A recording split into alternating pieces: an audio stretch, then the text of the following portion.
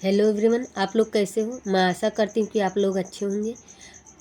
आज हम लेकर के आए हैं यूपी बोर्ड में पूछे जाने वाले मोस्ट इम्पोर्टेंट प्रश्न। ये बहुत ही महत्वपूर्ण हैं जो सभी एग्जाम जो यूपी बोर्ड में अक्सर पूछे जाते हैं, जो हमेशा पूछे जाते हैं। तो चलिए वीडियो के अंत तक बने रहिए। तो चलिए स्टार्ट करते हैं। ये 20 प्रश्नों की श्रृंखला है।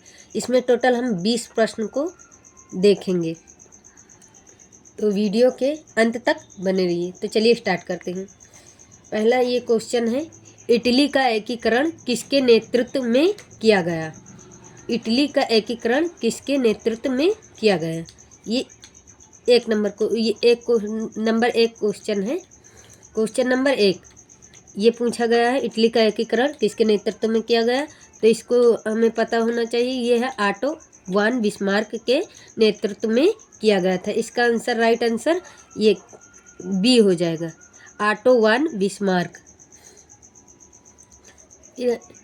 दूसरा क्वेश्चन है, 1848 की फ्रांसीसी राज्य क्रांति के फलस्वरूप, यानी 1848 की फ्रांसीसी राज्य क्रांति के फलस्वरूप किस प्रकार की गणतंत्र की स्थापना हुई। तो किस प्रकार की राज्य की स्थापना हुई। तो इसमें राइट आंसर होगा, गणतंत्र की स्थापना हुई। 1848 की फ्रांसीसी राज्य क्रांति के फलस्वरूप गणतंत्र राज्य की स्थापना हुई। इसमें ये डी, राइट आंसर डी होगा।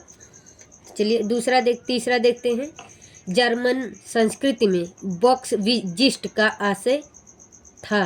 बॉक्सजिस्ट का क्या अर्थ था, यानी अर्थात ये पूछ रहा है, जर्मन संस्कृति में बॉक्सजिस्ट का अर्थ क्या है।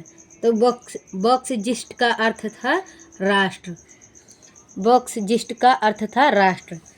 अब संसदीय प्रजातंत्र की स्थापना किस देश में सर्वप्रथम हुई। तो ये हमें पता होना चाहिए, संसदीय प्रजातंत्र की स्थापना किस देश में सर्वप्रथम हुई थी। वो था इंग्लैंड, वो था हमारा इंग्लैंड देश। फिर है 5 नंबर क्वेश्चन, जूसेppe मत्सिनी द्वारा स्थापित गुप्त संगठन क्या था। जोसेफ मत्सिनी द्वारा स्थापित गुप्त संगठन क्या था, उसका नाम क्या था, यंग इटली। जो 1831 में शायद इन्होंने ये यंग इटली नामक गुप्त संगठन का निर्माण किया, वो गठन तैयार किया था। देश की अखंडता तथा एकता के लिए क्या आवश्यक है। देश की अखंडता तथा एकता के लिए जाहिर सी बात है, सत्ता की साझेदारी। ये बहुत इम्पोर्टेंट है। ये बहुत इम्पोर्टेंट है कि देश की एकता और अखंडता तभी हमारा सार्थक होगा, तभी हम देश में एकता और अखंडता स्थापित कर पाएंगे जब सत्ता में सभी की भागीदारी होगी। जैसे बहुसंख्यक वर्गों का भी, अल्पसंख्यक लोगों का भी, यानी सब लोगों का उसमें योगदान रहेगा, तभी वो हम देश में एकता और अखंडता बनाए रखेंगे। तो इसके लिए क्या चाहिए, सत्ता की साझेदारी। राजतंत्र एक ही राजा पूरे देश को चलाता, ऐसा नहीं है। हमारे भारत में सत्ता की साझेदारी दी गई है। फिर क्वेश्चन नंबर 7वां है, बेल्जियम की सामुदायिक सरकार में निम्नलिखित में से किसके मध्य सत्ता में साझेदारी है। बेल्जियम की सामुदायिक सरकार में निम्नलिखित में से किसके मध्य सत्ता में साझेदारी है। तो किसके मध्य है, ये है राज्य सरकारें और सामुदायिक सरकारें। यह है राज्य सरकारें और सामुदायिक सरकारों के मध्य। इसमें राज्य भी होता है और एक राजा भी होता है, और राजा भी होता है, और उसके बाद उसका प्रधानमंत्री, यानी सामुदायिक सरकार के मध्य। इसका राइट आंसर डी होगा। अब क्वेश्चन नंबर 8वां देखते हैं। श्रीलंका में निम्नलिखित में से कौन सा बहुसंख्यक वर्ग है। तो यह हमें पता होना चाहिए, सिंहली। वहाँ की बहुसंख्यक वर्ग कौन सी है, सिंहली। सिंहली और तमिल, पहले नंबर पर सिंहली आती है, दूसरे नंबर पर पूछे तो तमिल, दूसरे नंबर पर तमिल है। श्रीलंका ने 1956 में किस भाषा को कानून बनाकर एकमात्र राजभाषा घोषित कर दिया था। तो वो था सिंहली भाषा। सिंहली भाषा, सिंहली भाषा को अधिनियमित किया था अंग्रेजी के तौर पर, और तमिल को बाहर कर दिया था अधिनियम से। बेल्जियम में किस प्रकार की सरकार है? यहाँ पर पूछ लिया बेल्जियम में किस प्रकार की सरकार है, तो अभी हम बताए हैं यहाँ पर राजतंत्र है, यहाँ पर राजतंत्र है। यहाँ पर सामुदायिक सरकार भी है, ये भी हो, लेकिन इसका राइट आंसर यही होगा, राजतंत्र। फिर क्वेश्चन नंबर 11, क्वेश्चन नंबर 11, प्रति व्यक्ति आय से क्या तात्पर्य है? प्रति व्यक्ति आय, इसमें है राष्ट्रीय आय में जनसंख्या को भाग देकर प्राप्त जो औसत प्राप्त होता है उसे राष्ट्रीय आय या प्रति व्यक्ति आय कहते हैं। जैसे हमारे देश की कुल जनसंख्या, इसमें इसका फार्मूला है देश की कुल जनसंख्या बटे में देश की कुल जनसंख्या राष्ट्रीय आय, देश की कुल राष्ट्रीय आय बटे में देश की कुल जनसंख्या, ऐसे ही भाग दे करके जो आय प्राप्त होती है उसे प्रति व्यक्ति आय कहते हैं। निम्नलिखित में से कौन सा संगठन मानव विकास रिपोर्ट तैयार करता है? तो यह आप सभी लोगों को पता होगा, यह है यूएनडीपी। इसे संयुक्त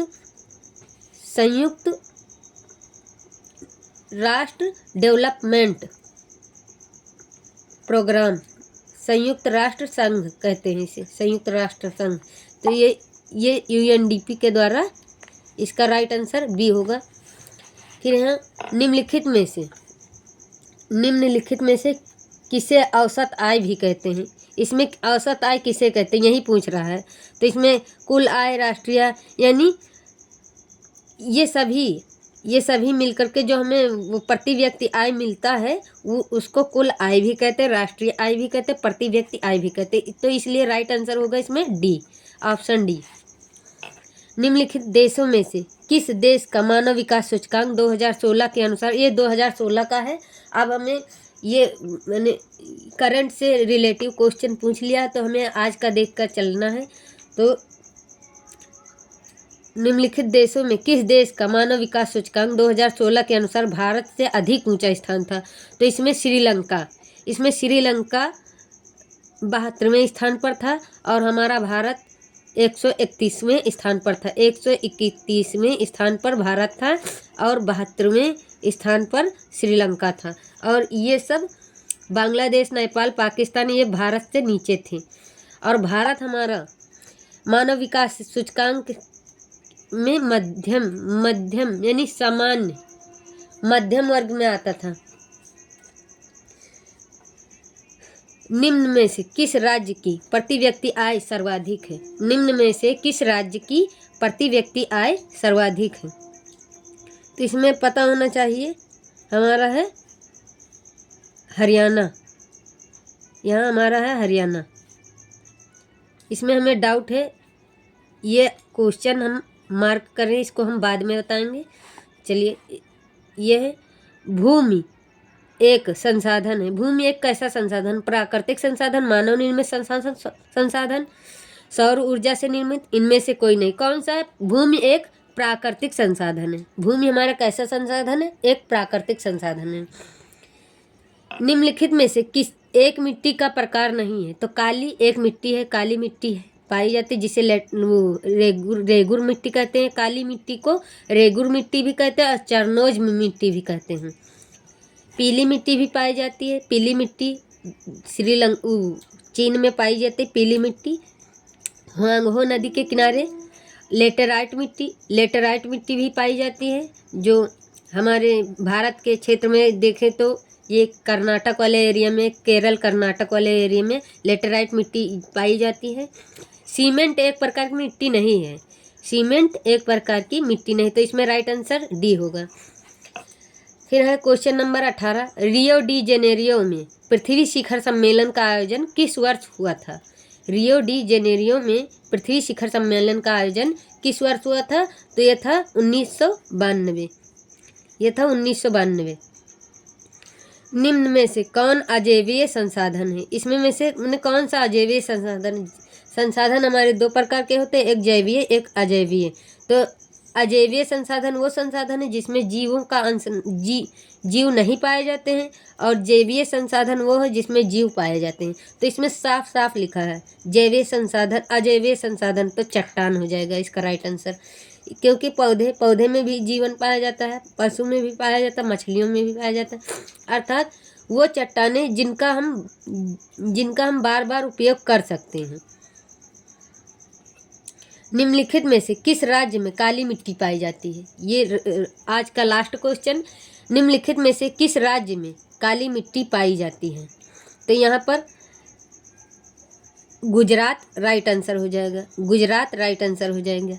अब आज का एक क्वेश्चन है, भारत में सर्वाधिक प्रतिशत में कौन सी मिट्टी पाई जाती है? भारत में सर्वाधिक प्रतिशत में कौन सी मिट्टी पाई जाती है? ऑप्शन है laterite, option number 1 laterite, option number 2 काली मिट्टी, ऑप्शन नंबर 3 जलोढ़ मिट्टी, ऑप्शन नंबर 4 लाल मिट्टी। तो आप हमें कमेंट बॉक्स में आंसर दीजिएगा। तो जय हिंद, थैंक्स फॉर वाचिंग।